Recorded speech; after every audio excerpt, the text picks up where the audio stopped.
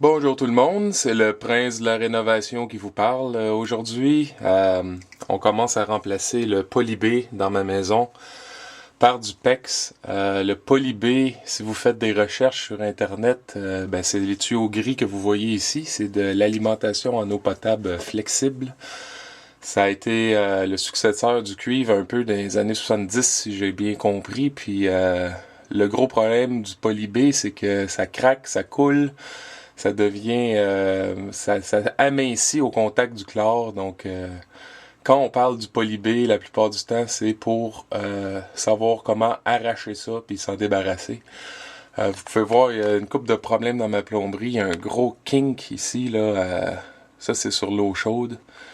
Donc, il va falloir réparer ça. Aujourd'hui, je ferai pas l'eau chaude. Aujourd'hui, je m'attaque au main jusqu'au tuyau qui arrive ici à la tank à eau chaude.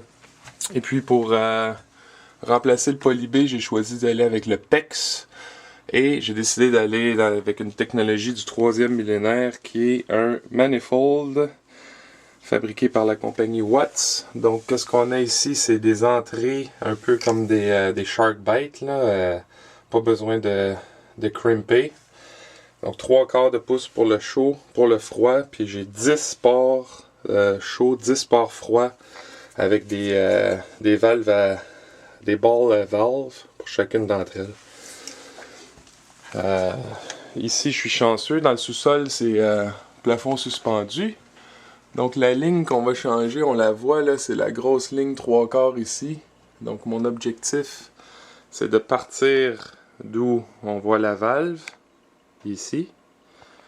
De monter ça en PEX 3/4. Et puis, il y a une coupe de jonction où est-ce que ça s'en va de 3/4 à 1/2. Ça, je ne refais pas ça. Et donc, la ligne 3/4 va aller directement dans le manifold ici. Avec un petit split pour aller dans la tank.